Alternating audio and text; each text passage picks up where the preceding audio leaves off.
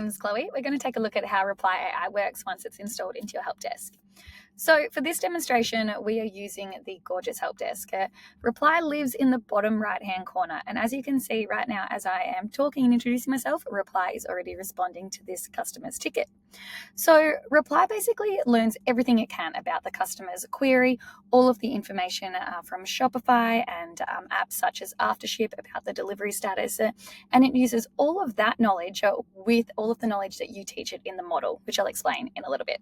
So here we just have a sample question from Charlotte. Hey, can I add to my order? I want to add the bow to my order, or is it too late? I'm in the ocean a lot and I'm worried that it will tarnish. Do you have any recommendations for storing it? Thanks. So as you can see, here's Repli's response. Hi Charlotte, thanks for reaching out. I've just checked on your order and can see we still have some time to make some magic happen and add the bow to it.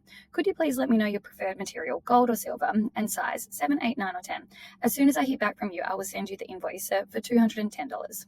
Regarding your concern about tarnishing, you'll be happy to know that all our jewelry, including the bow, is made from the highest quality stainless steel and plated with 18-karat gold using a technique called PVT physical vapor.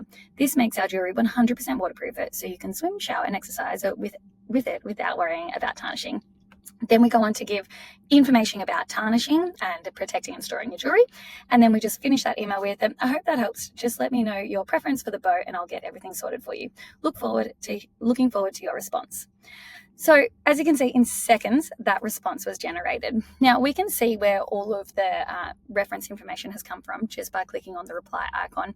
And here we see everything about basically everything that Repli has pulled from, if it's your FAQs, your knowledge base, and any custom rules that apply to that ticket. So this is just a really good way for your customer service team to double check where Repli is sourcing this information from. So now we have a social media comment. So as we know, social media requires like such a different vibe. It requires a different tone structure and response structure and everything like that when like managing Facebook and Instagram. So this is the social media model.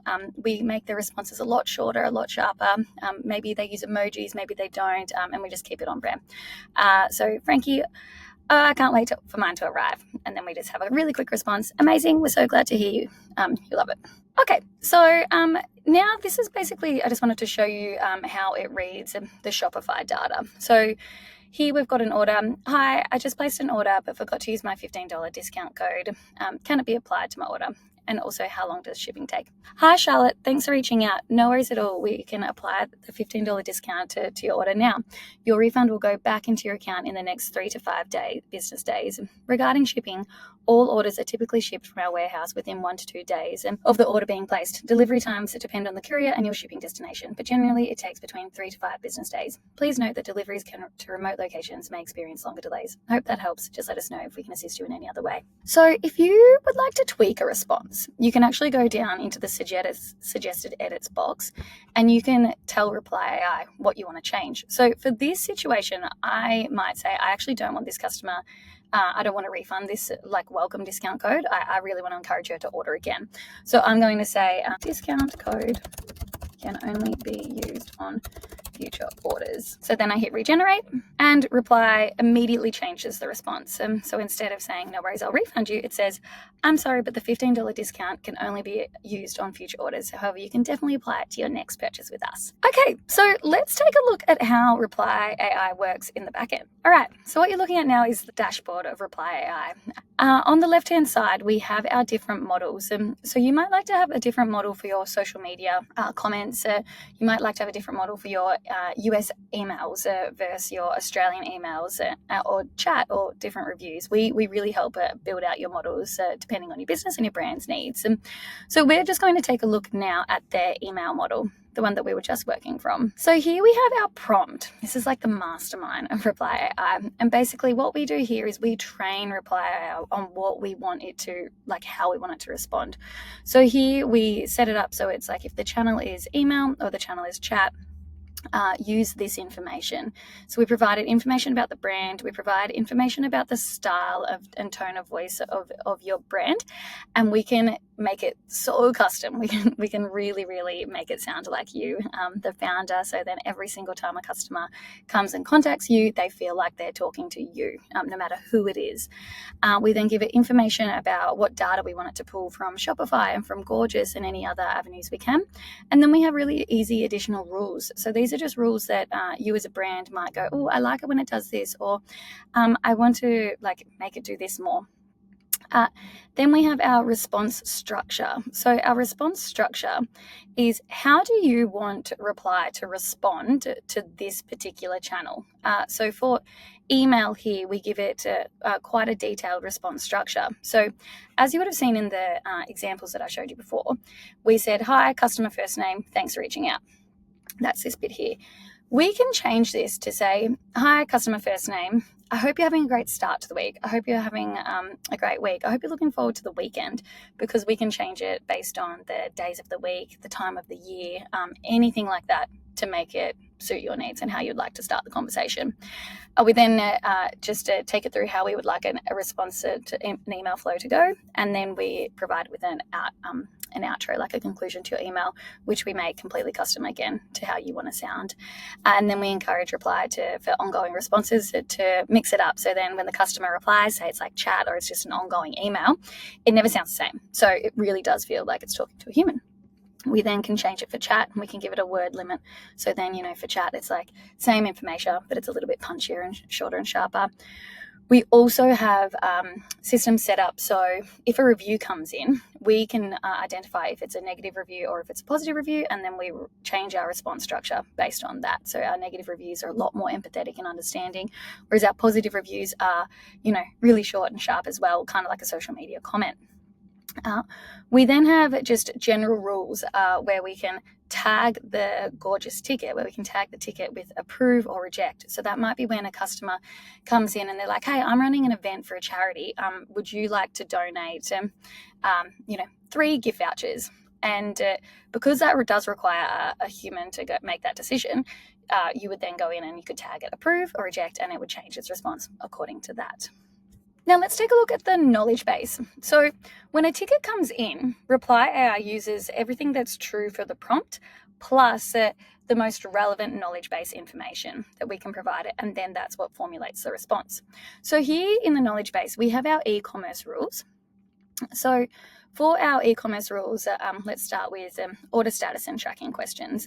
So here we have different rules that apply for when the order is unfulfilled versus fulfilled. So when it's unfulfilled, we can tell Reply to respond with something like this according to the situation. So this example here is that the delivery status is null, unfulfilled. The order has been placed and it's been less than 3 days since the order. So reply with something like this. So it's like, hey, our team's getting to your order, we'll pick and pack it as soon as we can. But say it's been greater than 3 days, the response will change slightly. So that might be a delay for your team. Your team might be more like 5 days or 7 days, or however long your business is, like what your warehouse picking, packing schedule is. And then it will respond differently. So then we have different rules for if the order had been pulled through as fulfilled on Shopify, it would respond differently. We also do integrate with apps like Aftership. So if the Aftership courier status is lost in transit, Reply will pull that in, and you don't need to then go into the Australia Post or USPS and pull through the data and say what's happened to the delivery. It will just say, it's been lost in transit. This is what the next action is. Whereas here, if you were to not integrate with an app like that, you can use the tagging system, or you could just go and suggested edits, order is lost in transit, and then Reply will respond accordingly to that. So we have these e-commerce rules for order change requests, like if it's unfulfilled or fulfilled, we respond with different things. If it has been unfulfilled and the customer asks to change their order, like what you saw in the demo, Reply works out the price, it works out the SKUs, what's in stock, what's not in stock, what colors, what materials, everything like size, and then it'll ask the customer that question if they haven't provided it. Same things for exchange, refunds, and warranties. So for exchanges and for returns, basically you can set a rule being saying the days since the last order is less than 40 days or 30 days, however long your returns policy is. And then if it is less than, you can approve it.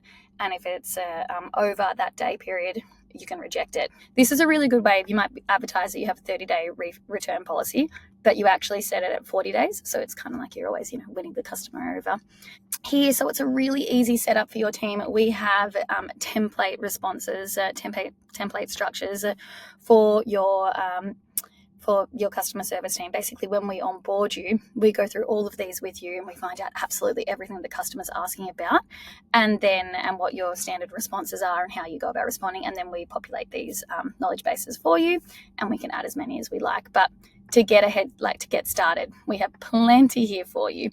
Another really cool feature is you can turn different sections on and off per model. So if you've got a US customer database and an Australian customer database, we're going to have most likely different prices. So you could have bring information for USA customers turned on for the USA model and the same for the Australian model. And then it helps, we train it how to handle when there's customer issues, discount code issues like unpaid customers and everything like that. So yeah, Reply really does help respond to everything, and it streamlines your customer service for your customer service team and keeping everything that the customer experiences completely on brand and sounding, like your brand.